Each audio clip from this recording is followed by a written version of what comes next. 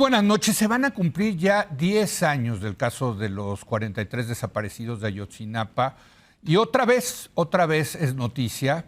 Ahora fueron liberados 8 militares que se encontraban detenidos por su presunta participación en el caso de Ayotzinapa. La jueza determinó que la Fiscalía General de la República no había aportado información que sustentara la prisión preventiva.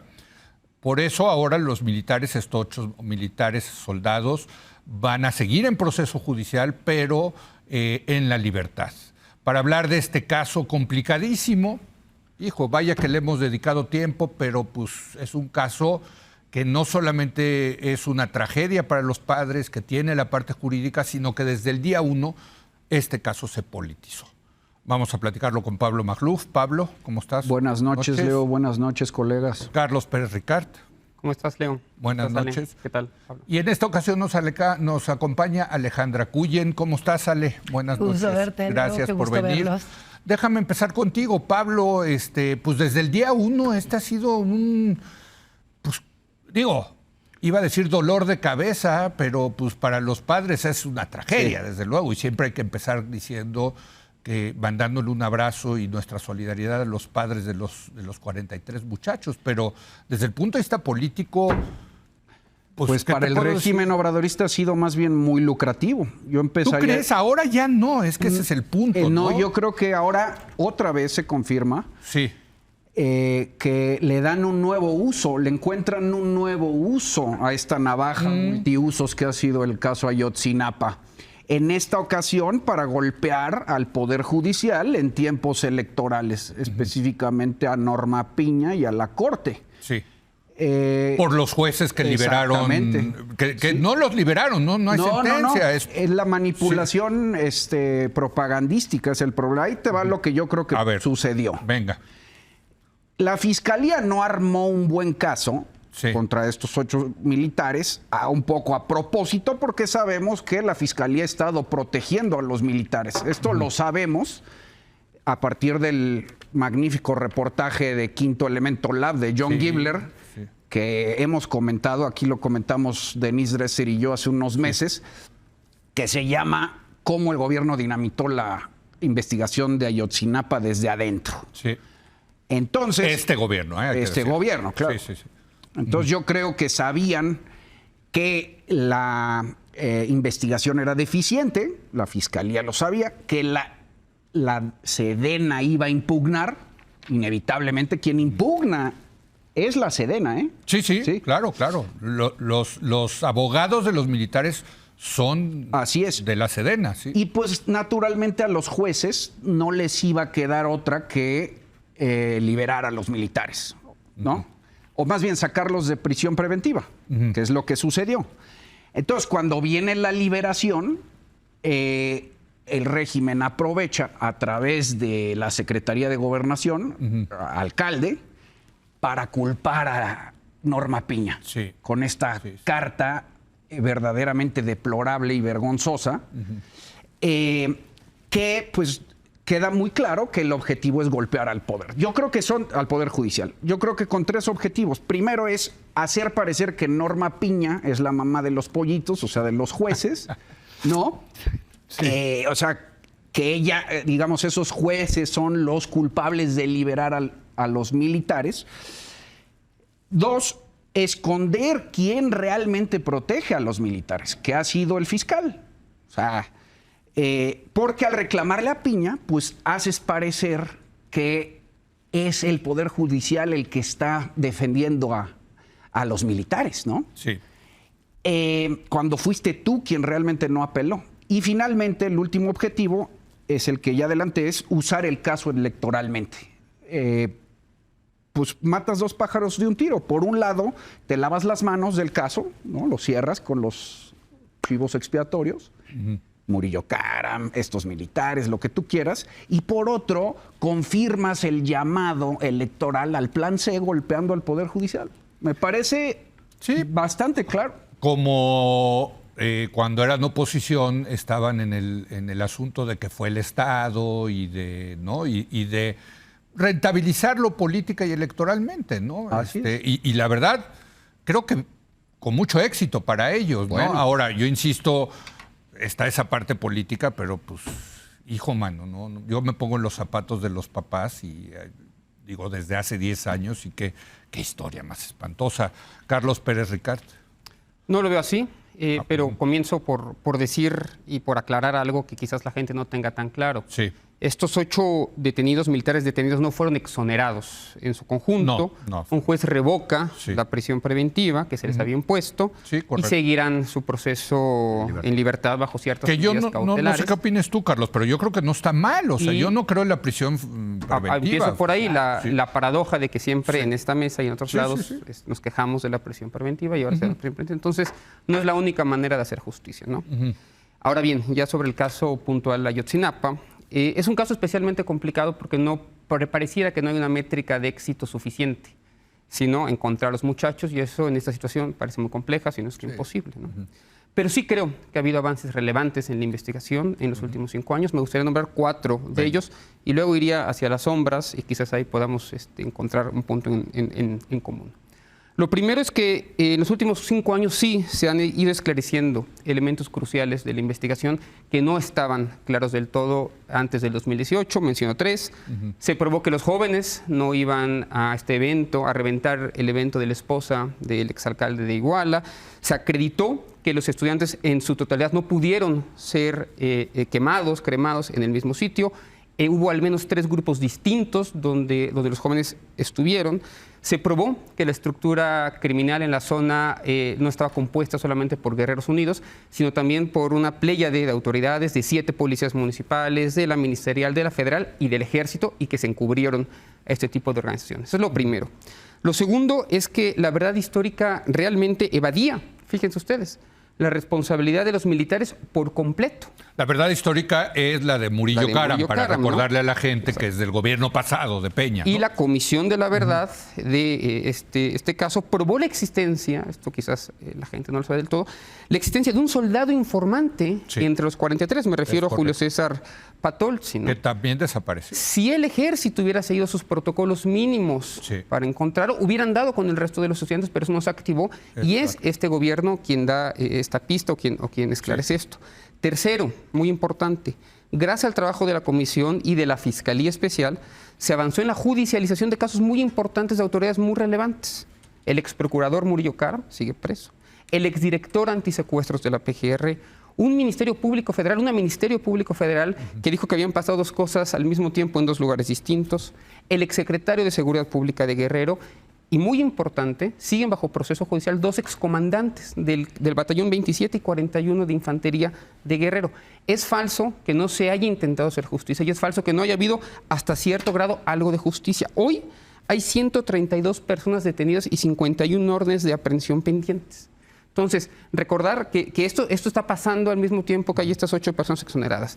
Y termino con algo que me parece importante, ¿no? Al menos durante los 4 primeros años de la administración pudo trabajar de manera relativamente libre el GIEI, el Grupo Interdisciplinario de Expertos Independientes, que trajeron también hallazgos muy importantes, ¿no? Entonces no puedo coincidir con la idea de que no se ha traído en absoluto verdad, de que no se ha traído en absoluto justicia, pero sí voy a coincidir en mi siguiente intervención en que hay muchos obstáculos todavía y hay muchas sombras en el propio Estado que siguen impidiendo que podamos llegar a la verdad de los hechos. Yo tengo que decir que aquí ha estado varias veces Santiago Aguirre del Centro PRO, que es abogado de los padres de las víctimas. ¿Ayer lo tuviste? Ayer estuvo también con nosotros, desde luego, pero una de las cosas es que él reconoce que el ex fiscal que se fue, Omar, ¿no? Que ahora le echan Trejo. durísimo, García Trejo, ¿no? El presidente ahora pero él dijo que sí, ese fiscal sí, vaya, que sí avanzó en el caso. Lo que pasa es que se fue y ahora es casi el diablo, ¿no? Para el gobierno. Pero a ver, Alejandra, yo creo que pone sobre la mesa, está bien lo que pone Carlos, ¿no? Porque creo que es que ¿con qué métrica mides el éxito de esto? A ver, yo creo que es bien importante lo que dice Carlos, aunque me parece, más bien te diría, no coincido con la mayor parte. A ver. ¿Por qué? Porque este gobierno, o sea, creo que Encinas, el mismo Omar García Trejo, estaban buscando trabajar de la mano del grupo CIEI, del grupo GEI, de los distintos elementos para buscar... Ahora sí que la verdad y no quedarse con la verdad histórica. Me parece que el manoseo de parte del Ejecutivo Federal, lo voy a poner como en su conjunto, porque no necesariamente es solo el presidente, hay un factor de protección a los militares y hay, por supuesto, la gestión de la Fiscalía, que ha sido fundamental, no mala gestión, sino, digamos, buscando hacer una mala gestión por usar fines políticos. Creo desde ahí que haber detenido a Murillo Karam pues, es una falacia, lo detienen por tortura. Y que lo quieren condenar a 80 años. Claro, una tortura que no está ni demostrada, un hombre que ni siquiera debería estar en la cárcel por su edad, debería de estar en su casa y no lo dejan. Es decir, se violan todas las reglas y solo porque agarras una cabeza conocida y a un alto funcionario público, perdón, para mí eso no es típico una de la prueba justicia de avance. Mexicana, ¿no? Muy tipo justicia Típico, mexicana, sí, haciendo un uso faccioso y político de la justicia. Y lo mismo por esos 8 enésima militares, vez. ¿no? No sé si Me parece, a ver, lo de los 8 militares, yo también coincido en que la prisión preventiva no es una buena solución. Y me parece que si los señores demostraron que van a estar acá, además seguros son los de hasta abajo, claro, les ponen unas reglas que me parecieron casi graciosas. Que eso es lo que se quejaba ayer Santiago, ¿no? Es correcto, pero que no se acerquen a Guerrero, que no vuelvan a hablar con otros testigos. A ver, me parece que eso, pues mejor que no se vayan del país y que se presenten a seguir con su juicio y que realmente den sus versiones de los hechos. Pero yo lo que veo es que la verdad, la que finalmente fue la versión oficial, no la que Encinas traía originalmente. Yo creo que Encinas sí estaba trabajando y acabó despedido. Y despedido casi por la puerta de atrás. Claro. Pero perdón, por Alejandra. De meterse contra los militares. Pero también Entonces, hizo un ridiculazo. Justo. Recordarás por lo de los WhatsApp que resultaron falsos. Que eran falsos y que no revisaron. Sí. Porque además empezaron a pelear contra los militares y no querían que se metieran. Y entonces hubo una absoluta descoordinación de Encinas con lo que el gobierno federal quería. Sí. Y desde ahí me parece que si quería hacer un trabajo serio, hizo un gran ridículo. Y la versión que al final sacaron se parece más a la versión histórica que a una versión distinta. Que tienen a muchos nuevos detenidos, pero por otro lado liberaron a los que ya se sabía que eran parte de los grupos delincuenciales. Entonces, me parece que hicieron un porquerillero de un caso que de por sí era complejo, que de por sí estaba muy manoseado. Y lo que acabó pasando es algo todavía más complejo, todavía más manoseado. Se niega la defensa nacional, porque hoy el presidente se queja de que los 8 militares vayan a pasar su juicio fuera de prisión. Sí, pero al mismo tiempo ha protegido a la Secretaría de la Defensa para que no libere la información del famoso centro de monitoreo que tenían en Guerrero y donde tienen todas las intervenciones telefónicas y todas las intervenciones de la comunicación de los delincuentes. Sedena dice que ellos no tienen eso. Hay pruebas de parte de la DEA que sí existe esa documentación. Sí. Los padres lo saben. Y acá no pasa nada y ahora el presidente dice que todo es culpa de la Corte. Claro, Yo coincido en que es un uso político plenamente y lo lamento terriblemente por los padres y por los que van a sufrir las consecuencias. En esta mesa hemos dicho muchas veces que, digamos, la gran muralla con la que se han topado es la muralla verde, la muralla del ejército, ¿no? Y aquí, pues, es que la situación del presidente... Pues es muy complicada, ¿no? Porque por un lado tiene que decir nosotros somos diferentes y sí, miren, estamos persiguiendo a los soldados, etcétera. Y por otro lado, tiene que defender a sus grandes aliados, que son los militares, ¿no? Que han jugado un papel tan importante durante este sexenio, ¿no? O sea, creo que ahí está el quid del asunto, Pablo. El tema del ejército es ahí donde nos hemos atorado sistemáticamente, ¿no?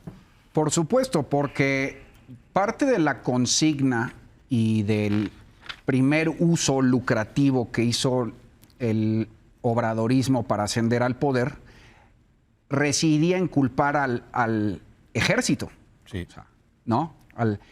Presentaron este crimen de alto estado como si hubieran sido los jóvenes asesinados por órdenes de las más altas esferas del poder militar.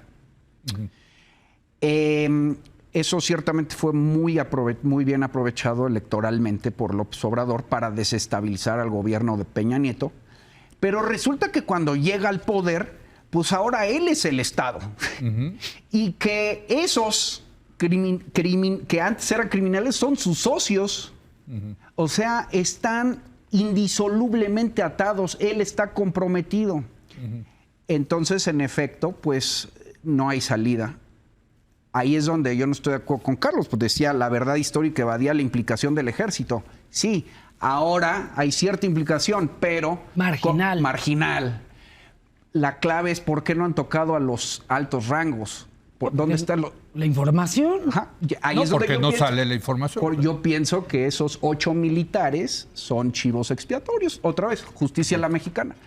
Otra clave importantísima que me parece que hay que explorar, otra vez, que lleva inevitablemente a la muralla verde, es la relación de Gertz con los militares. Y eso es muy importante, la investigación de Quinto Elemento Lab, donde se revelan dos cosas esenciales. Primero, es que hubo un desayuno, ¿no?, en agosto del 2022 entre Gertz, Encinas, el presidente Adán Augusto y Saldívar. Sí, lo recuerdo. Ajá, ¿te acuerdas? Donde planearon desde el gobierno cómo dinamitar la investigación. ¿Por qué lo digo? ¿Por qué digo que tiene relación con los militares? Porque aquí viene la segunda cosa que revelaron. Todas las pistas de Omar García Trejo, todas las que llevaban a los militares, todas eran bloqueadas por el fiscal. Claro. Sí.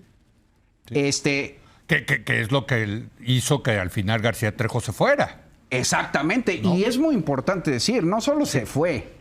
Sí. Hay que ver en qué condiciones. Dice por ahí que se fueron, que lo fueron. Que lo fueron. Sí. Está exiliado y probablemente temiendo por su vida. Pero perseguido. No, entonces, todos esos militares, toda esa información, todas esas pistas que llevaban a la Muralla Verde, el dique de contención fue Gertz.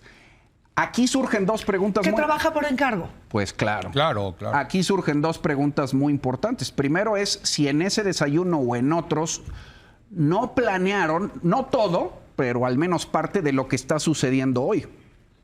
¿Sí? Y la segunda es, a mí me parece muy interesante, ya no tanto lo de Saldívar, pero que sí toca el asunto del Poder Judicial que estamos viendo hoy. ¿Cuál era el papel de Saldívar? Exactamente. Como presidente de la Corte. Sobre todo, ¿qué les estaba dando que Norma Piña ya no? Hijo, es que este caso de verdad, pues se podría escribir en un libro, una enciclopedia, mano, de todo. O sea, nosotros que lo hemos seguido estos 10 años, hijo. Pero yo quiero agregar una cosa, Leo, perdóname, rápido. Pero no nada más el ejército es la Gran Muralla Verde. Al final, lo que el caso Ayotzinapa te revela es todo un vínculo del mundo político con el mundo del crimen organizado. Porque esto no nada más es droga. Y no es nada más el alcalde de Iguala o el evento de su esposa. Creo que eso era completamente marginal. Tiene que ver con gobernadores y tiene que ver con involucramiento de las altas esferas, digamos, del poder político también a nivel federal. ¿Qué hacía la Policía Federal? No nada más la Fiscalía o Procuraduría en su época. ¿Qué hacía la Secretaría de Seguridad Pública y dónde está ahorita? O sea, no es nada más los verdes. Creo que tiene que ver con una hidra muchísimo más amplia. Hay un reportaje justo del País que se llama La Hidra de Ayotzinapa y creo que pues, por ahí van los tiros de por qué lo tuvieron que bloquear más allá de lo que en campaña estuvieran promoviendo. Por cierto, hablando de otro Omar García, pero Harfuch también estaba en aquella época en la Policía Federal y creo que estaba destinado estaba en Guerrero. Pero en fin, Carlos. Yo creo que hay que ser un poco más justos con la investigación que se ha hecho. Hay que leer los 6 informes del GIEI, hay que leer la última versión del informe que saca la Comisión de la Verdad, en el que se acredita la participación de comandantes. ¿Sí? De comandantes que están hoy en proceso judicial. Es falso que únicamente sean los y cabos. Perdón por interrumpirte, pero también de la Comisión Nacional de los Derechos Humanos, la original. Existe. Bueno, Entonces, también es un reporte importante. En mi primera intervención hice los señalamientos de aquellas cosas que me parecían positivas. Señalé que no es menor que esté un exsecretario de Seguridad Pública del Estado, así como el exprocurador, exdirector antisecuestros de la PGR, hoy en la cárcel, y 132 personas detenidas, muchas de ellas autoridades. Entonces, es falso que no haya habido investigación al respecto. Sin embargo, quiero aprovechar ahora para señalar las sombras que hay en torno a esto, que me parecen tres. Y una, ya se mencionó acá, no voy a repetirla, pero sin duda es el papel del ejército en el encubrimiento de la investigación, no me queda la menor duda. El ejército, con toda probabilidad, es además quien espía el teléfono de Alejandro Encinas, de quien, por cierto, rompo una lanza aquí, porque me parece que fue un funcionario que hizo lo que pudo, bajo las circunstancias en las que pudo hacerlo. Y es el ejército el que hoy está litigando contra una investigación que lidera el presidente de México, tal cual lo dijo en su Twitter el propio Alejandro Encinas. En segundo lugar, el papel no del Poder Judicial, sino del sistema de justicia en México. Miren, un juez en Tamaulipas, en Matamoros, Tamaulipas, dejó en libertad a 72 implicados cuya participación había sido acreditada por temas procedimentales. Entonces el tema es la Procuración de Justicia. Estoy hablando del sistema de justicia en su conjunto, no solamente del Poder Judicial. Hoy se les acusa de otros delitos, pero ya no es posible encontrarlos. Entonces, hay algo que no estoy diciendo, no comparto el diagnóstico del presidente de que el Poder Judicial como tal encubra criminales, pero sí que hay mucho que hacer en el sistema de justicia para que garantice que esos crímenes no puedan suceder. Y por supuesto, el tercer implicado es el que ya también mencionamos acá, es la Fiscalía, no solamente la Fiscalía Especializada, sino la Fiscalía y Hertz Manero, que han sido igual de lentos, igual de incapaces, digamos, en este caso, como en el resto de la justicia ordinaria, ¿no? Son los tres puntos para mí relevantes: el sistema judicial en su conjunto, la Fiscalía y, por supuesto, el Ejército. Y es lamentable que 9 años después de sucedidos esos hechos, continuemos sin saber dónde están los chicos y qué pasó con ellos. A ver, ¿qué va a pasar, Alejandro? O sea, evidentemente en la medida en que pasa más tiempo, esto no solamente se hace más complicado, sino que... No, pues lo ensucian más. Lo ensucian más. Quitan pruebas, rompen elementos. Otra vez me pongo en los zapatos de los papás, trato de ponerme porque ha de ser horrible y ha de ser una frustración espantosa, ¿no? Y conforme pasa el tiempo, también hay que decirlo, este caso se va a ir diluyendo, ¿no? Pero sí es un caso muy importante porque denota el fracaso de la justicia, lo que tú decías, los vínculos de los gobiernos, de todos los partidos con el crimen organizado, el papel de las Fuerzas Armadas. O sea, sí es muy paradigmático, muy icónico de muchos males de este país, ¿no? Sí. De muchos males, y yo lo resumiría, Leo, en la falta de consecuencias. Claro, es decir, tienes un delito de altísimo impacto, de altísima visibilidad. Digo, estás hablando de 43 muchachos que los desaparecieron de la manera más brutal, además, digo, de lo que se sabe con la policía se los entregó eso sí sabemos. Eso sí que sabemos. La policía de Iguala y de Cocula... En eso sí coincide. Que el ejército... sabía dónde estaba por su propio informante. Tenía un espía que murió también. Entonces, lo que tienes es, una vez más, un país donde no hay consecuencias. Entonces, yo cuando dices es que el sistema de justicia en su conjunto, y coincido, el sistema de justicia en su conjunto, pero sobre todo las fiscalías, porque hay muchos elementos, y no nada más en este gobierno, en otros, donde el que te obstruye o manipula el resultado final no es el juez, es el fiscal. Es el que tiene que conseguir las pruebas, es el que tiene que demostrar que uno es culpable o es inocente. Y desde ahí, pues el juez ya queda, y no es que todo lo que hagan los jueces está bien, pero el juez queda a expensas de lo que le presentan. El exfiscal de Peña está en la cárcel. Claro, pero y no puede estar en otro lado porque es, para mí, un chivo expiatorio. No que me parezca que Murillo era perfecto, hizo lo mismo que están haciendo ahorita, pero para otro jefe. Sí. Y no lo están metiendo a la cárcel por eso. No es por haber manipulado la información, ni por haber llegado a un mal resultado o por haber estado involucrado. Es por una denuncia de tortura que ni siquiera está demostrada. Entonces, de nuevo, Otro no chivo. estás Se le acusa castigando. de desaparición forzada.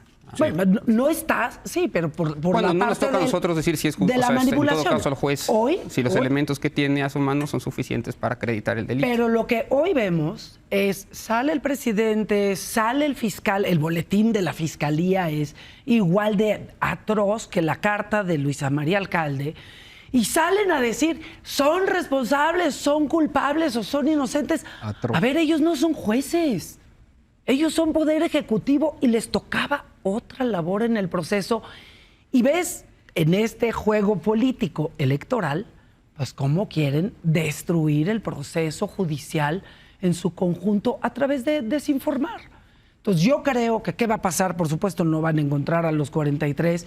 Yo creo que ya la verdadera verdad pues no la vamos a saber nunca. Ya es demasiado tarde y las pruebas están demasiado perdidas ya o confusas. Muy manoseado todo. Y manoseados. Dos, yo creo que el uso electoral, ojalá los padres de los 43 sean capaces de dar la batalla para que no se siga usando electoralmente esto. Y tres, nos quedamos con un país sin consecuencias y ojalá los mexicanos entendamos porque eso de los 43 pasa todos los días en todo el país. Ahora, sin consecuencias, pero lo bien decías tú, ¿cuántos presos hay? 132, o sea sí por hay eso presos. yo pongo esto en tela de No, o juicio. sea, Es fácil pero decir, hay la de pronto, percepción de que sigue impune, porque no sabemos qué pasó. ¿Cuántos presos necesitamos para que deje de ser impune? O sea, Es que ¿cuál no es la métrica? es que no es un tema de presos, ¿De qué es es un entonces? tema de explíquenos qué pasó y Hay que dos realmente informes de la agarren verdad. y que realmente agarren a los que estuvieron involucrados, tanto del lado de los criminales como del lado de los políticos. A o ver, de los funcionarios. 1 minuto y 1 minuto porque se nos acaba el tema. El No, tiempo, pues es perdón. realmente kafkiano, ¿no? Sí. A esta metáfora de la hidra, pues yo también le añado la metáfora de la caja de Pandora, Leo. Yo creo que nunca se va a saber la verdad, no solo por todos estos elementos, esta triangulación del ejército con el crimen organizado y el gobierno y la policía. Creo que hay un elemento todavía más siniestro que no permite que nunca se abra y se sepa la verdad, y es quizá la relación entre todos estos grupos y grupos subversivos, la guerrilla, cosas muy siniestras, las normales rurales, que no sabemos cuál es el papel de la CETEG, cuál fue el papel de la Federación de Estudiantes Campesinos Socialistas de México, quién mandó a los estudiantes. Siempre me regañas con esta pregunta No, es que de Sheridan, sí, pero sí, ¿quién sí. envió a los estudiantes? No te regaño, pero pues es que es un Pero eso es poco lo que volver a hacían todos los años. victimizar. Bueno, a las- no, es aclarar el caso. ¿Quién financia todo eso, no? En fin, lo dejo ahí, pero es interesante también que si bien este caso nunca se va a resolver y se va enmarañando y queda en el pasado, eso no quita, Leo, que se pueda seguir usando con los años políticamente, como también, pues de pronto se vuelve a usar lo de Colosio y lo de Kiki Camarena y lo de, o sea, no, pero no tiene cada la misma cada dimensión. vez menos, Sí. en el margen con cada vez menos Sí, pero se recupera. rentabilidad, ¿no? Claro, claro. Sí, así es. Así es. 1 minuto. Preguntabas qué sigue hacia adelante. Y es cierto que mientras más tiempo pase, pareciera que más difícil es de esclarecer el caso. Y déjame hacer una breve alusión personal. Yo trabajo hoy en la Comisión de la Verdad y Guerra Sucia, colaboro ahí de manera honorífica. Nos toca estudiar graves violaciones a los derechos humanos ocurridas en la Guerra Sucia.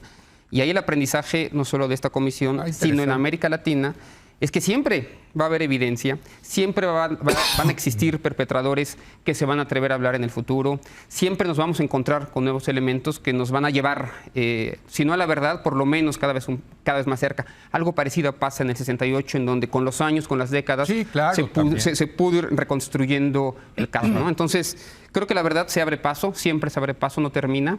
Y, o sea, tú eres más optimista, Carlos, de que yo soy optimista. Yo conforme creo que pase el tiempo, incluso se puede ir esclareciendo. Y no solamente, y entre otras cosas porque se mueren personas. No solamente es posible, sino que es obligación del Estado esclarecer este caso, que insisto, con el 68 me parece uno de los casos más trágicos del México contemporáneo. Ese es un buen punto, la verdad. Y por eso las comisiones de la verdad luego son más importantes que el tema de la justicia que está tan politizada. Pero Leo, hay 99% de impunidad, ¿no? En delitos generales. Claro, pero no uno se resuelve un asesinato en un callejón. ¿Cómo se va a resolver esto? Pero mira, por ejemplo... homicidios tienes desaparecidos. Pero yo Encima. recuerdo cuando sucedió esto y la investigación del procurador Murillo Karam, que en esta mesa Javier Tello dijo, es una muy buena investigación. Digo, pues claro, le echaron ganas del Estado porque era tan importante, ¿no? Y la percepción es que, mira, el Estado ahora sí se puso a investigar y consiguió y tiene pruebas. Y resultó, Digamos que lo venden mejor. y resultó que era basura, ¿no? Pero esta nueva verdad es muy parecida en lo esencial. Pues es que ese No, es la el debate, esencial. ese es el debate, pero ¿no? yo bueno. los invito los tres a pensar en los 120, 150 mil desaparecidos. No, bueno. Y unos desaparecen en grupo, igual que los 43. Sí. Nada más que hay sí. menos ruido o los están callando. Totalmente, pero por eso yo creo que este caso, y seguiremos tan en enigmático. este caso, pues digo, ¿cómo no? Gracias, Alejandra, gracias, gracias. Carlos, Qué gusto verlos. gracias, Gracias, Pablo. Gracias. Hacemos una breve pausa. Oiga, vamos a hablar de un tema también muy caliente, muy candente, que es el tema de la inseguridad en las carreteras. Cómo están sufriendo los transportistas con los robos, con los secuestros, en fin. Regresamos en un momento más.